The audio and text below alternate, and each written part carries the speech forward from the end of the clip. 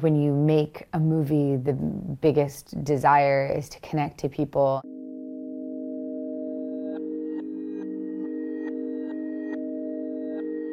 When they're emotionally connected, when they're moved, when they're curious about it, it's what you hope for. You hope for that communication with an audience. It's the work I find so interesting, and getting to play different characters and be different people and have these sort of like mini insights into other people's lives, which is kind of the greatest thing about being human, is imagining someone else's life and feeling empathy with them. It's very similar to many people's experience of saying they hear their voice on like a message machine or something, and they're like, oh, I don't love watching myself. I'm too curious after the process of making a film not to watch it at all. I usually see it once and then never again.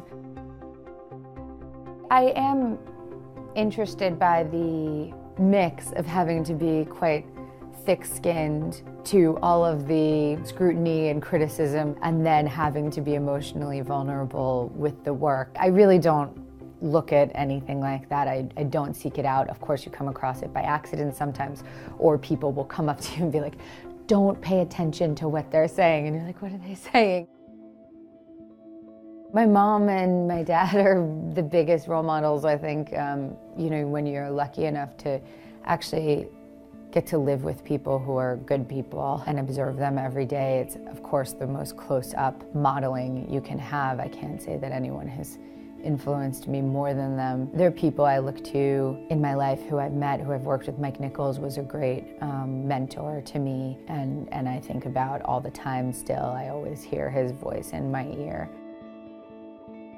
I think that when you're a mother, you don't really have the luxury of just like, I'm gonna be in character all the time, because like, my kid would not put up with that. He'd be like, stop doing that voice.